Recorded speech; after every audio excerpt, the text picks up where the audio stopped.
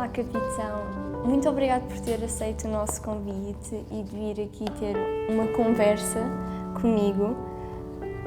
Como é que foi viver em ditadura? A ditadura foi complicado para as pessoas que sentiram a ditadura na carne, porque a ditadura portuguesa, o que leva alguns, mais tarde, alguns a dizer que não houve propriamente fascismo em Portugal, a ditadura portuguesa teve algumas características que a diferenciaram de outros tipos de ditaduras mais violentas. Não houve uma violência aparente muito forte. Agora havia a violência das consciências, não havia liberdades. E para mim o que me lembro mais da sociedade que se vivia era o medo que as pessoas tinham. Tinham medo da própria sombra, porque nunca sabiam onde é que estava um informador da PIDE ao lado ou da Legião Portuguesa. Eu, pessoalmente, como militar, senti menos essa ditadura, em termos pessoais. Enfim, fui sempre um indivíduo que fiz aquilo que achei que devia fazer, segui a carreira militar e, portanto, nós aí, as questões da ditadura em si, principalmente para quem, como eu, também não se interessava muito pela coisa política, não me interessava muito e, portanto, os que lutavam pela coisa política, que era proibido na altura, sofriam mais diretamente. Os que não lutavam, sentiam-na menos. Agora, é evidente que para a generalidade das pessoas só perceberam bem o quão tenebroso era viver em ditadura quando veio a liberdade. E aí, comparando, perceberam bem aquilo que não tinham, as liberdades de expressão, de reunião, de circulação para o estrangeiro, os direitos da mulher, por exemplo, a transformação no 25 de Abril maior que se deu em termos de direitos e de alterações foi nas mulheres, que tinham os direitos quase que não existiam.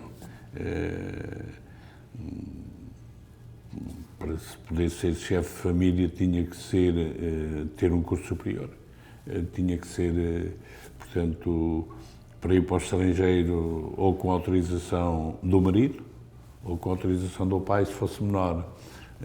Enfim, o marido podia abrir e dizer correspondência pessoal, enfim, isto eram situações de facto muito complicadas, mas a grande maioria das pessoas percebeu de facto o tenebroso da ditadura quando surgiu a liberdade e quando puderam fazer aquilo que queriam fazer. Quais são as suas recordações mais marcantes da guerra colonial? Olha, eu fui para a guerra em 1969 sem questionar a guerra. Eu era militar, do quadro permanente, considerava que a guerra era legítima, que estávamos no nosso papel legítimo, o poder em Portugal pedia-nos para fazermos a guerra para defender os territórios que eram considerados portugueses e eu fui fazer a guerra. Lá abri os olhos para a situação. Tenho situações marcantes que me marcaram e que me ajudaram a alterar o meu visionamento da situação e da guerra. Talvez eu tive muita sorte, porque estive na Guiné, numa situação de combates permanentes, portanto estive numa zona complicada. Tive muita sorte porque não tive, do pessoal, tive algumas baixas, mas de milícias guineenses que me foram colocados sob as minhas ordens lá, mas dos militares que levei daqui, felizmente não tive baixa nenhuma. E por isso um livro que nós fizemos contando as peripécias da guerra, ficou com o título No Regresso Vinham Todos. Mas talvez a situação mais complicada que eu tive, e tive lá algumas complicadas, de combates diretos, de muita sorte até pessoal, com uma rajada a passar aí a 2 palmos da cabeça e a encrustar-se numa palmeira, onde eu estava ao lado. Talvez a situação que mais me marcou foi quando eu descobri uma rede de informações do PSGC dentro da milícia que estava a trabalhar comigo. Eu tinha aí uns 9, 10 meses de comissão na altura e descobri essa rede de informações e eu verifiquei que o chefe da rede de informações era um milícia chamado Bori, que tinha morrido 15 dias antes ao meu lado, numa operação. E isso chocou-me fortemente e fez-me pensar o que é que leva estes fulanos a lutar e a colocarem-se numa situação em que acabam por ser mortos pelos próprios companheiros. Cheguei à conclusão, depois de algumas discussões com os meus oficiais e sargentos e de alguma reflexão, que aquela guerra não era minha, eles é que estavam certos. E, portanto, alterei por completo a minha postura perante a guerra e regressei, passados 23 meses, regressei com um sentimento misto de três posições. Por um lado, satisfeito comigo próprio, porque me tinha comportado bem, digamos assim, na minha perspectiva, na guerra, em termos físicos, em termos de combate, em termos de coragem e em termos de resultados. E, portanto, tinha demonstrado a mim próprio que era possível vencer o medo e resolver situações. E vinha satisfeito com os resultados obtidos e com a maneira como comandei a minha unidade. Por outro lado, vinha revoltado porque tinha percebido que estava a ser utilizado pelo regime para uma ação que eu tinha percebido que era ilegítima e, portanto, que aquela guerra que devia terminar. E depois vinha absolutamente decidido primeiro a não voltar à guerra, que era uma coisa que acontecia com os militares do quadro permanente, iam lá, vinham aqui, estavam aqui um ano, voltavam, e, portanto, havia militares já com 4 e 5 comissões quando se deu o 25 de Abril. E eu vim decidido, à guerra não volto, se for preciso deserto, vou para o estrangeiro, mas à guerra não volto. Mas vinha também decidido a, se tivesse possibilidades, dar um safanão e contribuir para acabar com a situação que impunha a guerra que eu tinha visto que era injusta, derrubando o regime e criando uma situação de liberdade. Portanto, a minha relação com a guerra é esta, leva-me a pensar que a guerra me ajudou a abrir os olhos para a situação e me motivou para contribuir decisivamente para o que foi a libertação, que foi o 25 de Abril de 64. E hoje, quando olha para trás e pensa nos momentos mais tensos enquanto estava em combate, o que é que lhe vem à cabeça? Quais são os sentimentos que sente à flor da pele quando pensa e volta a viver esses momentos? Eu procuro não me envolver muito com essas recordações para evitar o stress de guerra. O stress de guerra é uma coisa que muitos combatentes tiveram, ainda hoje sofrem com isso. Ainda há 3 ou 4 anos um militar de Abril se suicidou por causa do stress de guerra. Portanto, continua a haver sequelas disso e, portanto, eu prefiro não recordar. Vivi-os, resolvi-os, felizmente com resultados positivos. Não tive resultados negativos, tive resultados positivos e, portanto, prefiro não pensar nessas situações que, aliás, estão descritas nesse livro que eu digo, No Regresso Vinham Todos, algumas situações complicadas que vivemos lá, quer descritos por mim, quer por outros militares da companhia, e, portanto, eu prefiro não me agarrar a essas recordações para evitar o stress de guerra. Como foi o dia 25 de abril de 1974? Olha, eu não estava aqui no continente. Eu coordenei toda a conspiração, portanto, era o responsável operacional pela conspiração, mas um mês e pouco antes, o regime, as entidades militares, detectando que eu andava envolvido, resolveram transferir-me compulsivamente para os Açores. E, portanto, eu fui para Ponta Delgada, para o quartel-general. Depois de uma situação rocambolesca aqui, porque nós decidimos simular o meu rapto pelos meus companheiros para dizer ele quer ir, nós é que não o deixamos ir. E, portanto, a mim e a mais 2 capitães. Fui raptado, depois entregámos-nos, estive preso e no dia 15, na Trafaria, na Casa de Reclusão, entre o dia 9 e o dia 15 de março, e no dia 15 segui para Ponta Delgada. Portanto, isso provocou para mim um dos maiores desgostos da minha vida, que foi não estar aqui no centro das operações, provavelmente a comandar as operações, no dia 25 de abril de 74. É isso que eu costumo dizer, essa não perdoo aos fascistas. Não é? Mas eu sabia que tudo isto continuava. Em Ponta Delgada acompanhava dentro do possível a evolução da situação aqui, ainda que tivesse apanhado um enorme susto com o 16 de março, uma tentativa que foi feita envolvendo parte do movimento e que tinha falhado. E pensei, portanto, ainda por cima foi no dia seguinte a eu chegar aos Açores.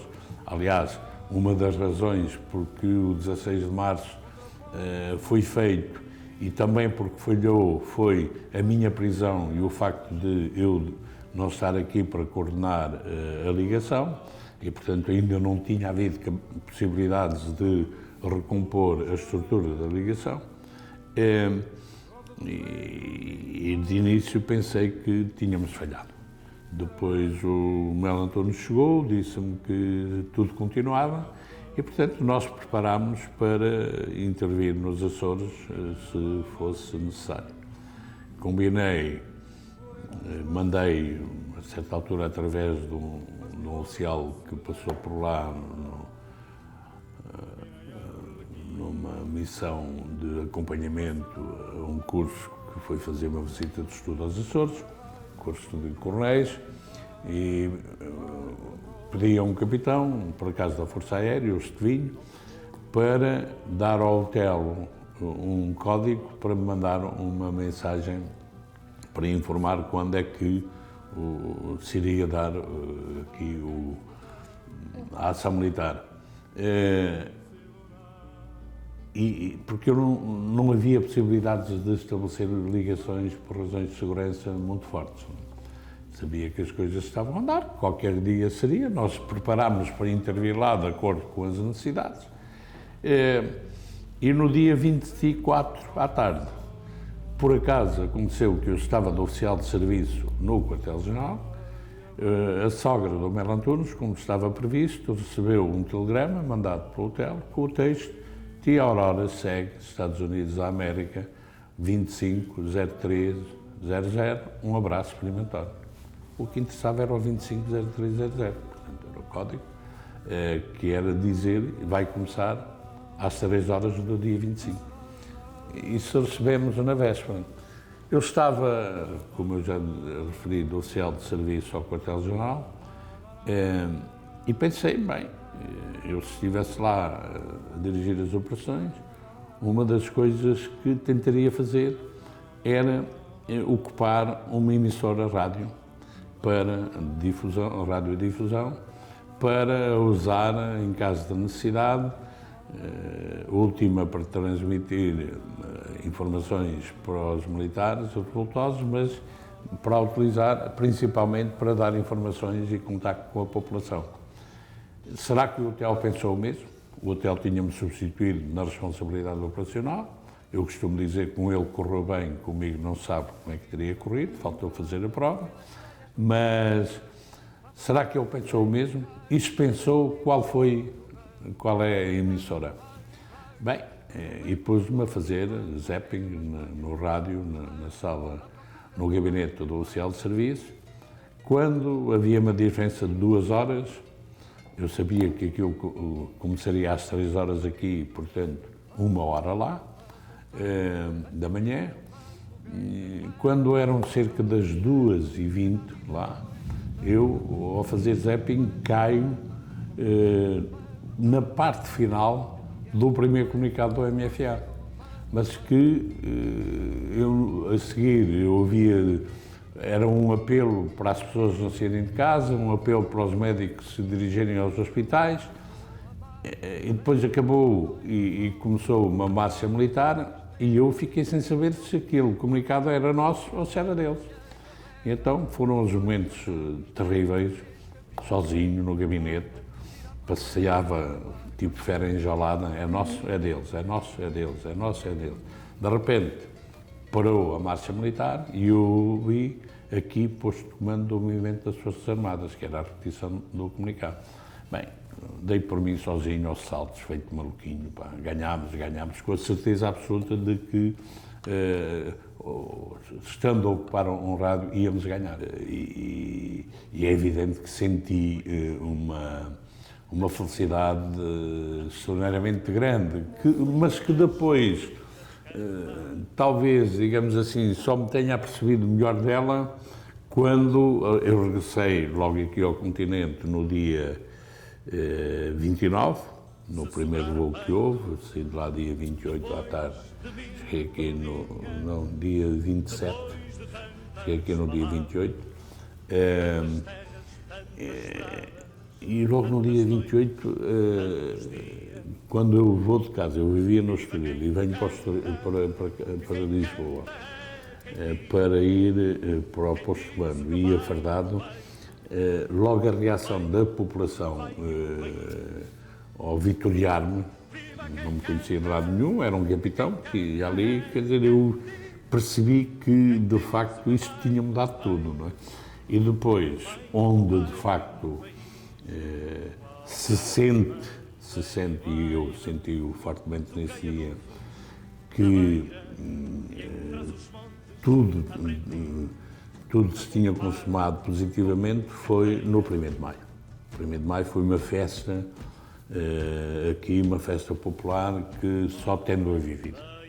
Não é possível descrever a natureza daquela festa espontânea, enorme, de tal maneira que eu senti que nesse dia, depois de dar uma volta por Lisboa, quando cheguei ao posto de comando, a minha expressão foi: só por este dia já valeu a pena. Só por este dia já valeu a pena. Portanto, a ideia de que, de facto, o 25 de Abril, pronto, foi uma libertação para os portugueses e para Portugal, uma libertação. Libertámos, como eu costumo dizer, libertámos a liberdade. Depois vieram alguns excessos, enfim, foi porque, como também costumo dizer, as pessoas entraram numa bebedeira coletiva. Foi de facto uma coisa absolutamente impressionante. Quais são as memórias que tem do período a seguir à Revolução dos Escravos? De que forma é que a Revolução o afetou a si? Bem, eu, como costumam dizer de mim, eu apaixonei-me pela Revolução e continuo apaixonado. Eu costumo apaixonar-me por aquilo que gosto e, portanto, pelo 25 de Abril também me apaixonei. Vivi-o intensamente, porque eu tive Eu estive sempre, e acabo por ser o único que esteve sempre nos órgãos máximos de direção do movimento, quer na Conspiração, Movimento dos Capitães, quer depois no Movimento das Forças Armadas. Pertenci, desde o primeiro até ao fim, sempre ao órgão máximo do movimento. E, portanto, estive sempre no núcleo do vulcão. Vivi intensamente tudo isso. No chamado PREC, que é uma expressão, eu soube aqui há uns 3 anos por um jornalista que andou a fazer uma investigação, é uma expressão que eu fui o autor, o processo revolucionário em curso, porque eu era o porta-voz de tudo o que era MFA, que era o 25 de Abril. E, portanto, numa declaração que fiz, a certa altura, disse sim, porque o processo revolucionário é em curso, e pegou o processo revolucionário em curso e o PREC, portanto, pegou, e eu estive envolvido-me fortemente. Tenho a noção de que fui, como se costuma dizer, a besta negra de alguns personagens que tentaram, na minha opinião, desvirtuar o processo de consolidação democrática e da liberdade em Portugal. Tenho a noção que fui claramente a besta negra do general Spínola, que foi o primeiro Presidente da República, que tentou, portanto, um golpe, ou mais do que uma vez, para criar uma situação de poder pessoal. Tenho a noção, embora felizmente tínhamos recuperado uma forte amizade, mas tenho a noção de que em 75 fui a besta negra do Vasconcelos, que foi quem protagonizou um projeto que não passaria pela democracia política. Tenho, portanto, a noção de que me envolvi, e envolvi-me fortemente. Fui o primeiro subscritor de um documento que, na altura, determinou a evolução da situação, que foi o documento dos 9. No 25 de novembro estou a comandar as operações, juntamente com o Presidente da República. Sou eu que estou a comandar as operações com aquele que ficou para a história como o comandante das operações, porque no terreno, efetivamente, ele foi o principal comandante operacional, que foi o general Ramalhianos, que foi meu adjunto no 25 de novembro. Portanto,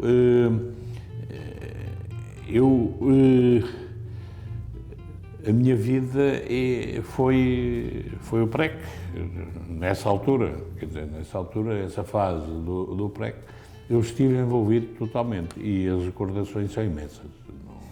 E é extraordinariamente difícil estar a isolar uma qualquer dessas recordações. Portanto, e vivi intensamente todo esse projeto, que foi um processo e um período de que eu tenho algumas saudades em alguns aspectos. Quer dizer, o processo teve exageros, estivemos à beira da guerra civil, é um facto, mas foi um processo que primeiro as pessoas envolveram-se de corpo e alma na luta por aquilo em que acreditavam. É uma coisa que eu tenho saudades.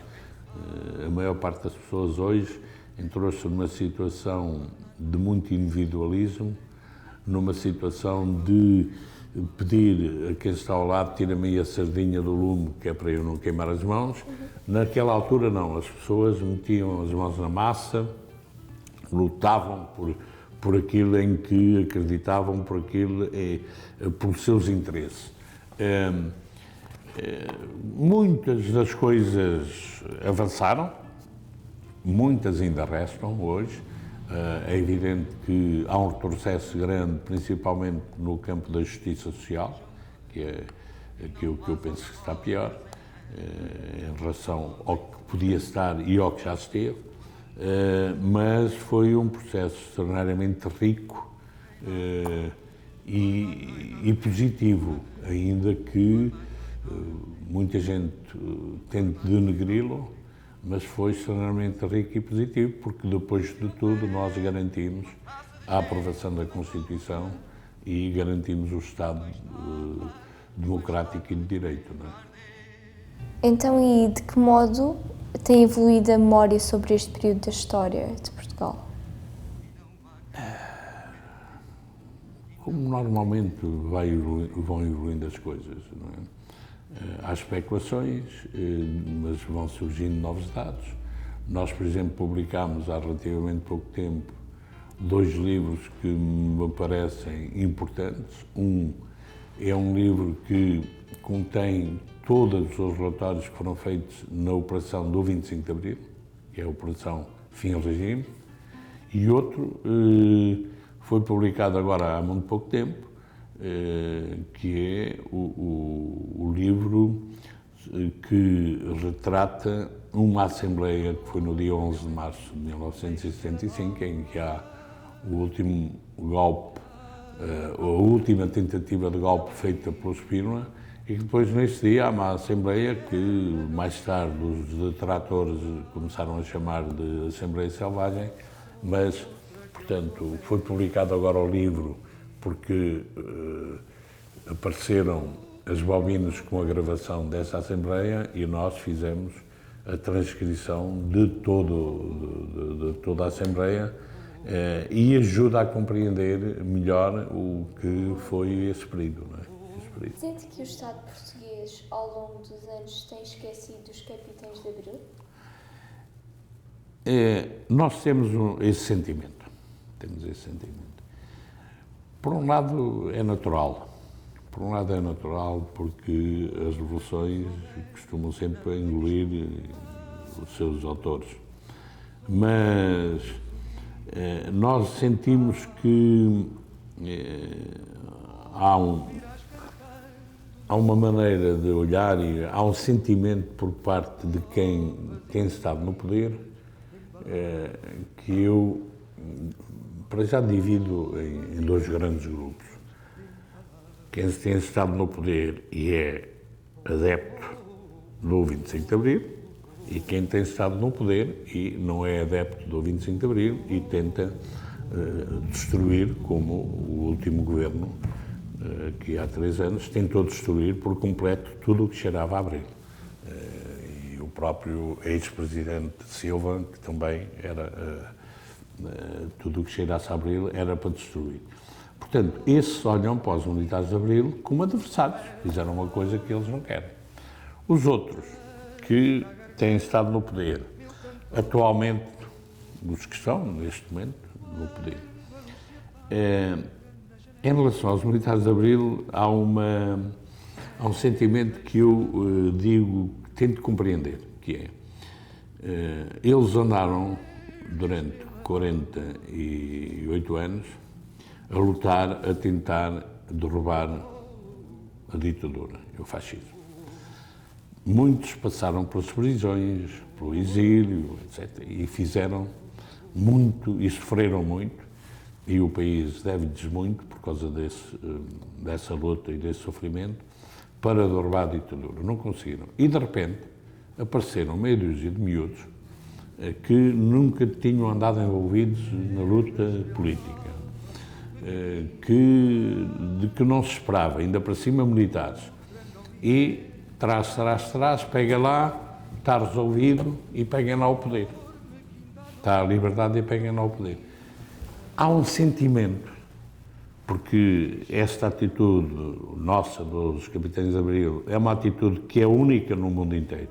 Nunca houve nenhuma situação semelhante na história universal dos militares, de militares, não foram as Forças Armadas, mas de militares, que faziam parte das Forças Armadas, que eram o sustentáculo último de uma ditadura, que derrubam a ditadura e depois não querem o poder, porque os militares, quando, ao longo de toda a história universal, quando fazem golpe de Estado, é para ficarem com o poder. Aqui, não. Derrubamos a ditadura e depois devolvemos o poder de forma democrática. E, portanto, isto baralha-os e, por outro lado, cria-lhes alguns ciúmes. Então, mas nós que andámos a lutar, não sei o quê, não conseguimos, e agora vêm estes miúdos, fazem isso, e depois ainda para cima dão-nos o poder. Bem, portanto, não percebem. Depois, envergonhados nas horas de festa e de evocação, dão-nos palmadinhas nas costas e tratam-nos muito bem. Portanto, há aqui um misto de situações complicadas que nós compreendemos. É evidente que é uma luta porque, por exemplo, eu fico danado quando expresso uma opinião e tentam dizer-me: tu não tens direito a expressar a opinião porque tens o passado que tens as responsabilidades que tens. Eu digo: mas eu não sou um cidadão igual ao outro. Com certeza que o meu passado, o meu currículo, eu não o posso deitar fora como ninguém deita fora o seu currículo. Agora, eu tenho direito a dar a minha opinião e a influenciar. Eu acredito que a minha opinião possa influenciar mais do que a de um cidadão não conhecido, que não tenha o meu currículo. Agora, eu tenho este direito, como qualquer pessoa tem o direito de dar a sua opinião. De maneira que há uma certeza que nós temos, é de que depois do período de transição, em 1982, em que nós, finalmente, conseguiu-se e abandonámos por completo o poder enquanto militares, e entregando o poder totalmente à sociedade democrática. Depois disso, praticamente não têm aproveitado nem a nossa experiência, nem a nossa capacidade. E o problema é este, até pelos resultados demonstrados. Os capitães de Abril eram os mais competentes, porque senão não tinham feito o que fizeram. Depois ganhámos experiência. Eu posso dizer, eu era um jovem capitão, e uma das recordações que tenho era que, a certa altura, no Conselho de Estado, eu discutia leis constitucionais, direito constitucional, ao lado de uma professora que era, de longe, a entidade máxima, que era a Isabel Magalhães Colasso. E eu lembro-me, e estava lá o Freitas do Amaral, que olhava para ela com uma reverência extraordinária, a senhora professora, né?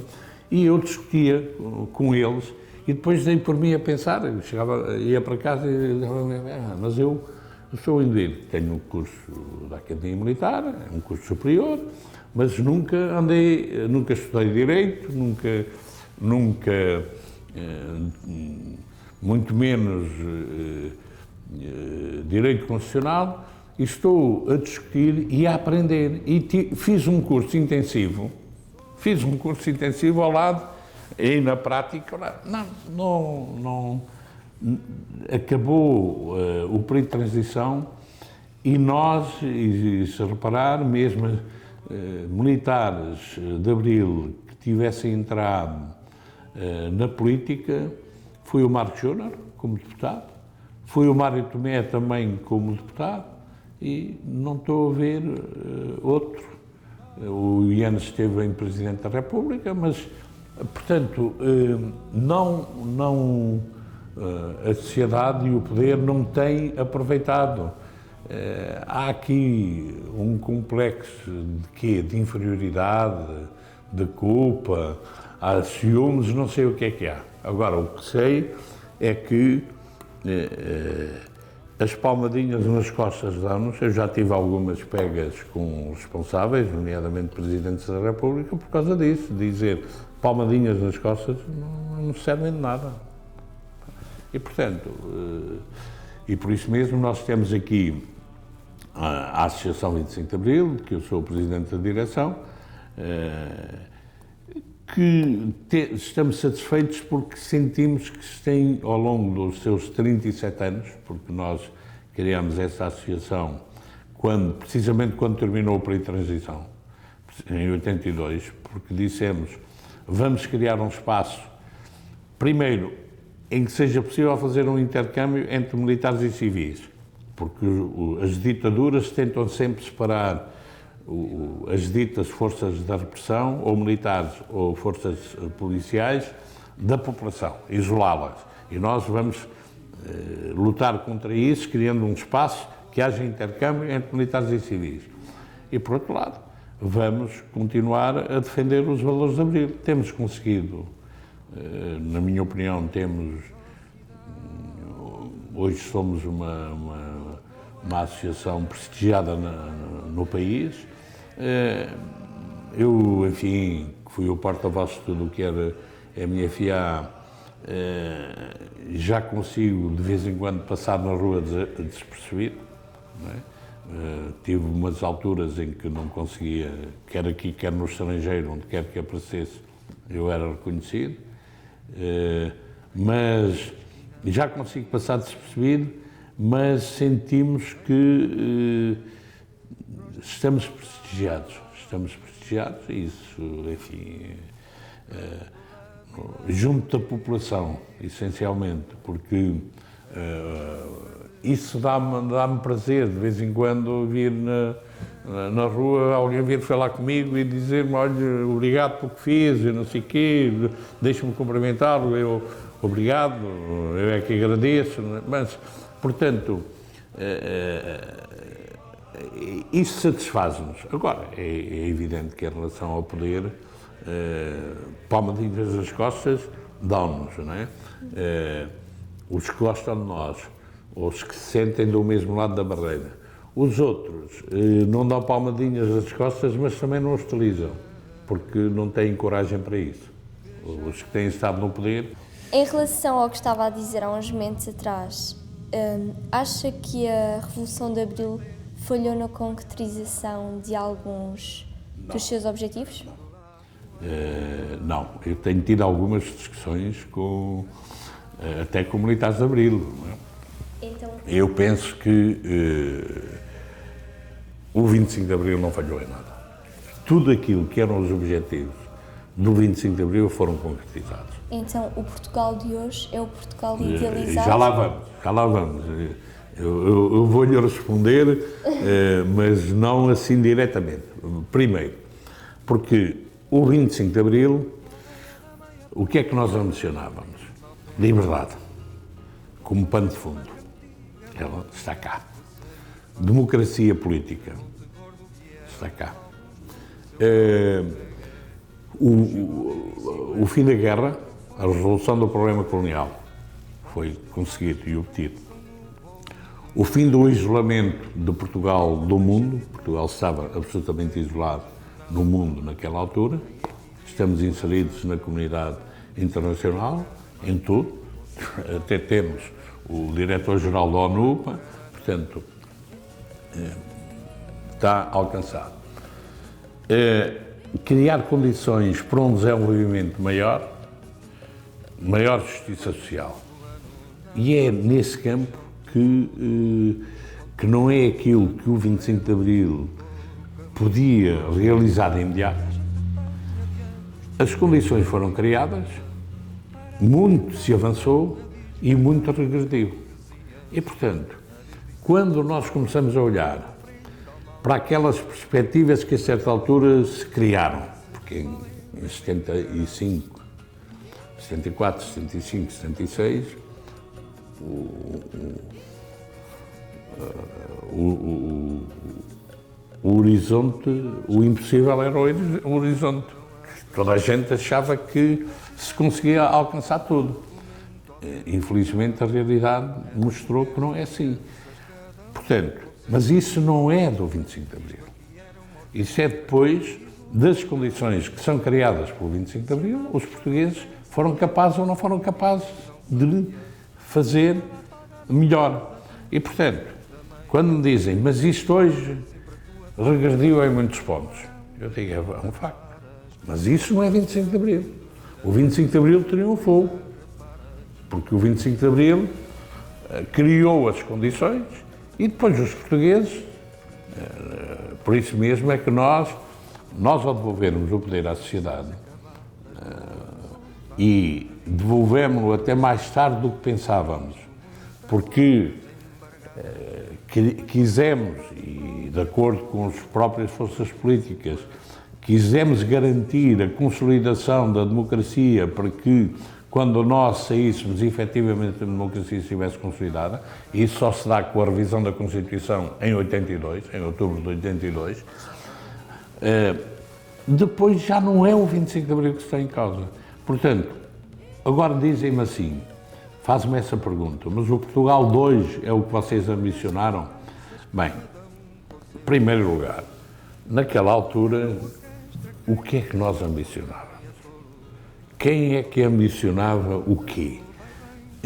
Eu recordo, por exemplo, o seguinte, o Otelo, que teve e tem posições muito à esquerda, ou assim consideradas, o Otelo, em novembro, penso que foi novembro, de 74, foi à Suécia.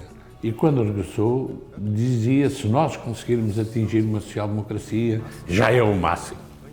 Portanto, as pessoas naquela altura não se sonhavam tanto. Depois os seus sonhos foram aumentando. Eu, aliás, quando discuto com ele e digo, tu recorda que tu dizias isso. E ele diz, está bem, mas depois vocês decidiram que íamos para o socialismo e eu passei a defender o socialismo. Está bem. Está bem, isto não se decide assim, não é? Portanto, o Portugal de hoje,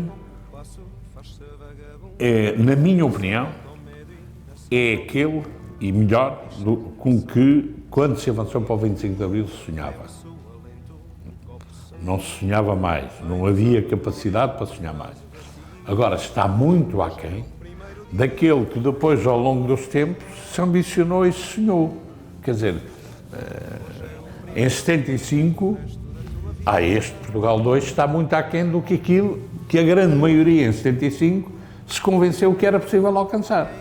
Portanto, há aqui estas nuances, não é? Mas o que eu costumo dizer é que o 25 de Abril mantém, ou melhor, mantém-se as condições que o 25 de Abril criou para que nós, em conjunto, consigamos criar uma sociedade melhor, para que nós, em conjunto, consigamos atingir uma sociedade melhor.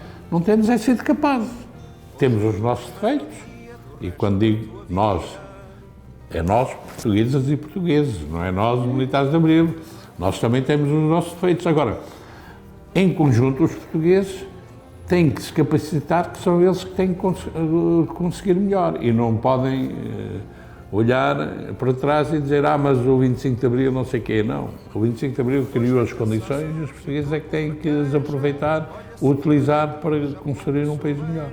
Falta mudar algo em Portugal agora para se cumprir Abril ou temos de evoluir no tempo em que estamos? Não, eu aí me reporto para a resposta que acabei de dar nesse sentido. Para se cumprir Abril, tal como nós o entendemos, logo a seguir, falta neste momento avançar bastante no campo da justiça social. Acho que é o campo, porque a seguir ao 25 de Abril, eu lembro-me que o que se ambicionava era chegar a um leque salarial da ordem do 1 para, havia quem dissesse um 10, mas um 12, um 15 já seria muito bom. Nós neste momento temos um leque salarial de 1 para 500, 1000, 2000 e não sei o quê. Portanto, há uma diferença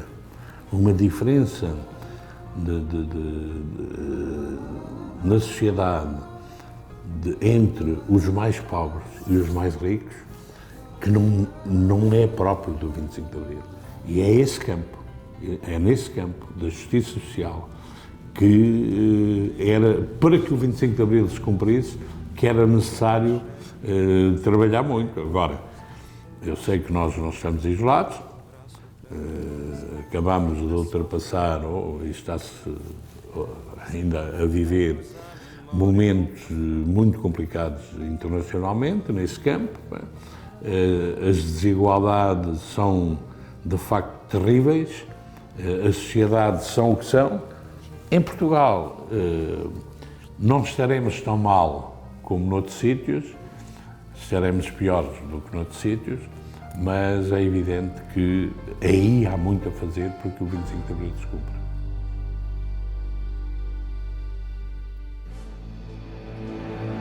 Quis saber quem sou,